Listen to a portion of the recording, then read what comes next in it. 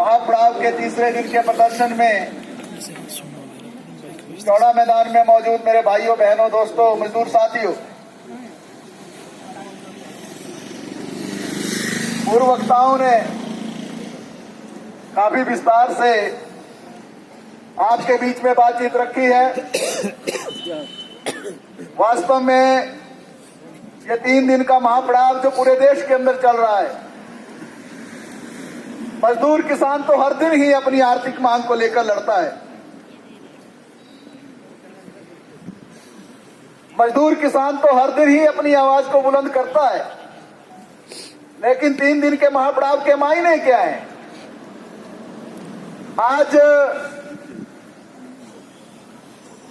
इस देश के अंदर जो हुक्मरान हैं, सत्ता में बैठे हुए जो लोग हैं, सरकार जो चला रहे हैं, ये जो मोदी सरकार है,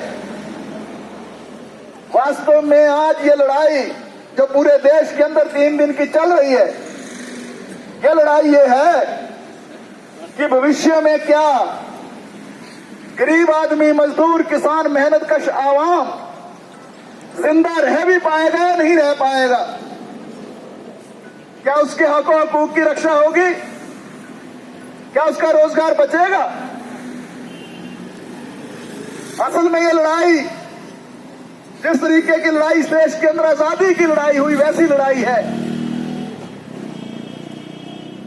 देश के अंदर करोड़ों करोड़ों मजदूर और किसान क्यों लामबंद हुए? आप सबको मालूम है, 2014 में जो मोदी सरकार सत्ता में आई, जिसने अच्छे दिन का नारा दिया, और इन्हीं के पूर्वज जो थे, उन्होंने 2014 में शाइनिंग इंडिया का, फील गुड का भी नारा दिया था। ये नारा बड़ा खराब है अच्छे दिन का, क्योंकि पिछले 9 सालों का जब हम अवलोकन करते हैं, मूल्यांकन करते हैं, समीक्षा करते हैं, क्या देखते हैं? अच्छे दिन किसके आए?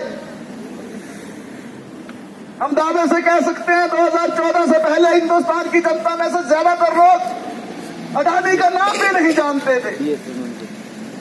ये अडानी रातों रात न जाने कैसे, ये जो मित्रता चली, भाईचारा चला, ये जो नीतियां जिस तरीके से निर्मित हुई, दुनिया के दूसरे सबसे अमीर आदमी बन गए। एक तरफ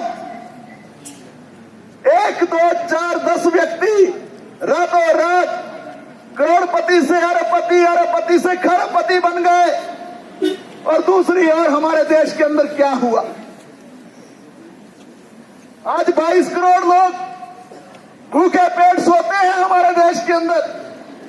ये अच्छे दिन नहीं है। आज हमारे देश के अंदर किसान आत्महत्या करते हैं। 4 लाख आत्महत्याएं जो हुई पिछले 30 वर्षों में, उन 4 लाख आत्महत्याओं में से 1 लाख आत्महत्याएं मोदी सरकार के 8 साल के कार्यकाल में हुई। ऐतिहासिक किसान आंदोलन आपने देखा 2020 में, किस बात को लेकर? अमीरों के प्रति दृष्टिकोण मोदी सरकार का बिल्कुल साफ है। कैसे अमीर को और ज्यादा अमीर बनाना है, गरीब को और ज्यादा गरीब करना है, कैसे अमीरी गरीबी में खाई पैदा करनी है। आप देखिए, हमारे देश के अंदर देश को बेचने की ही साजिश चल रही है। हमारे देश के अंदर आजादी का एक ऐतिहासिक आंदोलन हुआ, जहां अंग्रेजों को खदेड़ा गया, यहां से देश आजाद हुआ,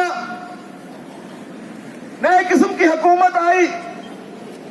हमारे देश के अंदर ये जो बैंक है, जहां आप पैसा जमा करते हैं, ये जो हम मोबाइल इस्तेमाल करते हैं, उसमें जो सिम पड़ती है BSNL की,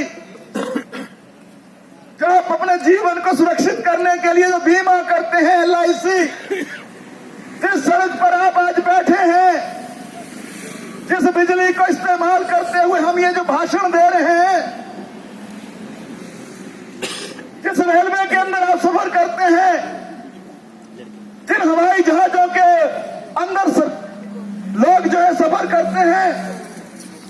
ये जो रोजमर्रा की जिंदगी में आप जो अनेकों चीजें इस्तेमाल करते हैं, कोयला है, स्टील है, दूसरी चीजें हैं, इनके जो कारखाने बने, निर्मित हुए, आपको मालूम होगा एक एक करके इन कारखानों को, इन उद्योगों को, इन उपक्रमों को, इन महकमों को, पीडब्ल्यूडी का, आईपीएच का, बिजली का, रेलवे का, सड़कों का, एक एक करके जो है उनको बेचा जा रहा है कौड़ियों के भाव।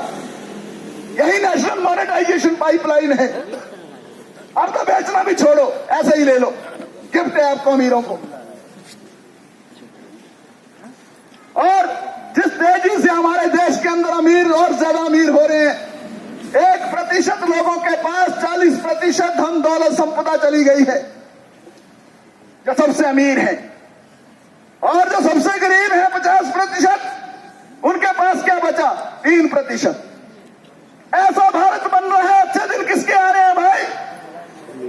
कौन से अच्छे दिन? किसके अच्छे दिन? ऐसे अच्छे दिन नहीं चलेंगे, बिल्कुल नहीं चलेंगे। किसानों की आत्महत्याएं बढ़ रही हैं, उनके कर्जा मुक्ति नहीं हो रही है, उनके न्यूनतम समर्थन मूल्य का सवाल आज भी वैसा ही खड़ा है। जो फसल बीमा योजना तैयार करते हो, वो भी आप अमीरों के पक्ष की करते हो। और दूसरी ओर कड़ी मेहनत से जो कानून हासिल किए, उन 44 श्रम कानूनों का खत्म करके आपने 4 लेबर कोड बना दिए। क्या होगा? ये जो होटल का मजदूर आज यहां बैठा है, ये जो बीबीएन के मजदूर जो आज यहां आए हैं, ये जो एसजेवीएन के मजदूर आज यहां आए हैं, ये जो एनएचपीसी के साथी आज यहां आए हैं, ये जो आईजीएमसी और अस्पतालों के जो साथी यहां आए हैं, ये जो एसटीपी का मजदूर आज यहां आया है, ये जो विभिन्न आउटसोर्स के जो कर्मचारी आज यहां आए हैं, क्या होने वाला है? आज से 137 साल पहले अमेरिका की धरती में, शिकागो में जो मजदूर आंदोलन हुआ, जिसको आप मजदूर दिवस बोलते हो, मई दिवस बोलते हैं, हमारे सारे मजदूर साथी जानते हैं ना सभी। 1 मई क्या लड़ाई थी? लड़ाई थी बंधुआ मजदूरी नहीं चलेगी, गुलाम बनाने की साजिश नहीं चलेगी। 18 घंटा, 14 घंटा, 12 घंटा, 16 घंटा, 10 घंटा काम नहीं होगा। 137 साल पहले यह लड़ाई मजदूरों ने लड़ी, 8 घंटे की ड्यूटी मिली। लेकिन कानून जो नए आ रहे हैं वो क्या कहते हैं? आपको 12 घंटे ड्यूटी करनी पड़ेगी।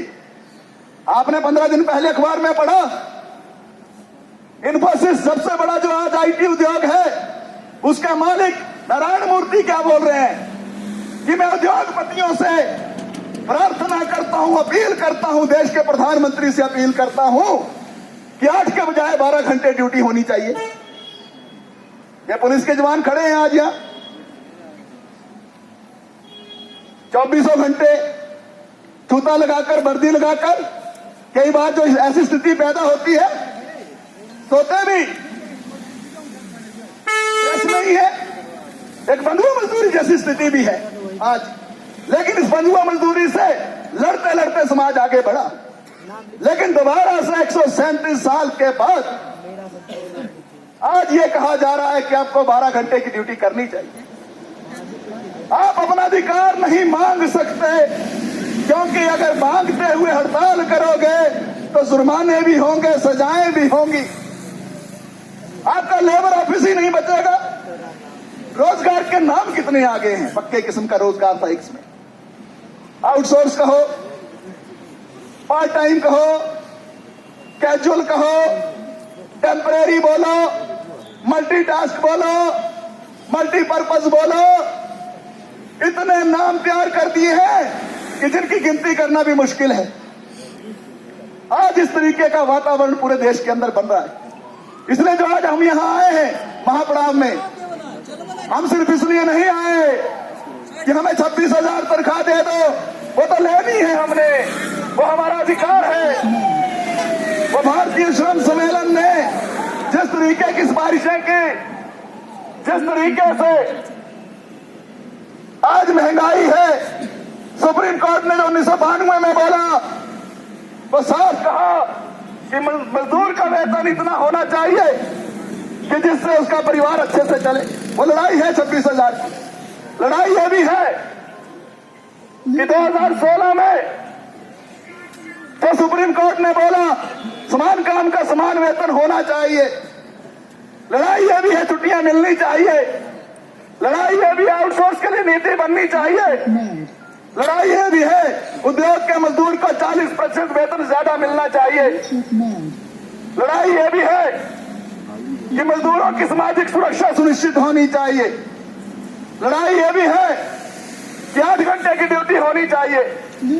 लड़ाई ये भी है कि ईपीएफ का जो हमारा पैसा जो उसका हिस्सा जो है उसको घटाने की जो साजिश चल रही है 12 से 10% करने की। लड़ाई यह भी है कि एसआई की सुविधा बचनी चाहिए। लड़ाई यह भी है कि सारे श्रम कानूनों की रक्षा होनी चाहिए।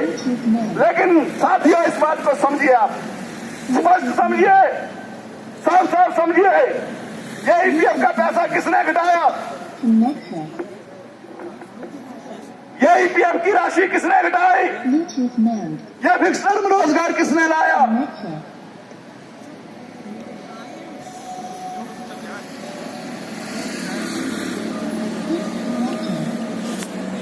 खत्म कर रहा है।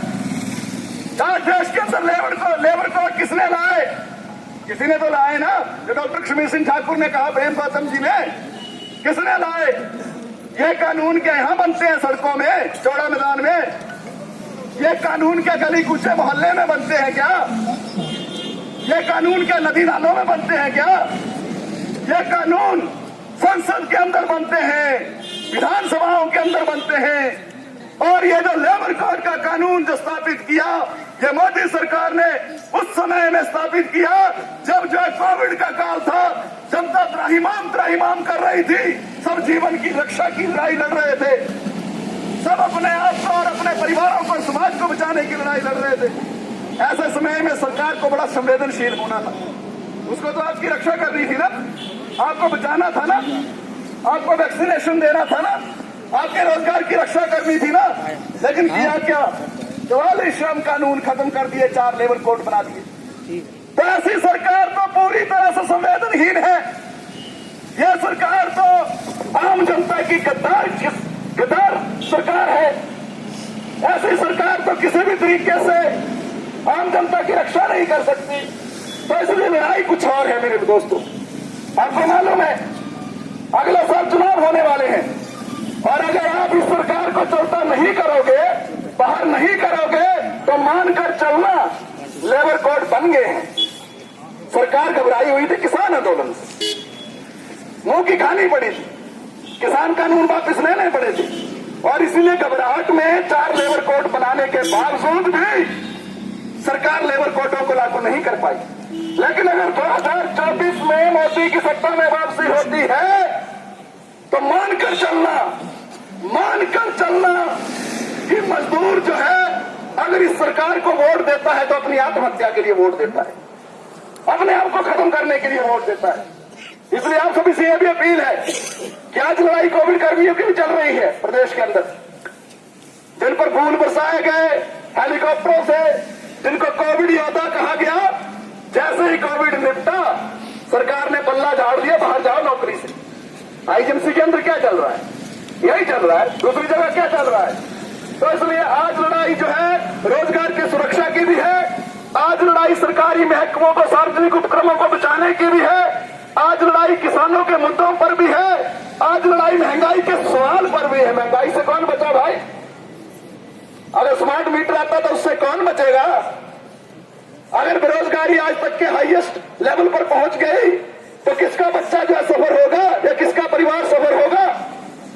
ये सारे सवाल हैं जिन सवालों को लेकर ये 3 दिन का महापड़ाव हुआ। आज उसका अंतिम दिन है। आपको मालूम है पहले दिन जो है मनरेगा निर्माण मजदूरों के प्रश्नों पर जो है महापड़ाव छोटा शिमला में हुआ। पिछले कल आंगनवाड़ी और मिड डे मील की हमारी बहनें जो है धरने पर थी। भाई हमारे कुछ मिड डे मील के और भी धरने पर थे, आम जनता भी धरने पर थी, किसान थे। आज जो है ये जो औद्योगिक मजदूर है, कोविड कर्मी है, आउटसोर्स के कर्मी है, ठेका मजदूर है, हमारे जो दूसरे दायरों के मजदूर है, वो इस आंदोलन में आए हैं। इसलिए मैं कोई ज्यादा बात ना कहते हुए आप सभी से अपील करना चाहता हूं, आपको मुट्ठी भींच कर जय प्रण लेना है। आपको मुट्ठी भींच कर प्रण लेना है कि 2024 में मोदी सरकार किसी भी रूप में सत्ता में नहीं होनी चाहिए। अगर ये सरकार रह गई, आप मान के चलो कि इस देश के अंदर अंग्रेजों की जो हुकूमत का, जो ईस्ट इंडिया कंपनी का जो राज था, वैसा राज जो अमीरों का यहां स्थापित हो जाएगा। आप तो आवाज भी बुलंद नहीं कर पाओगे।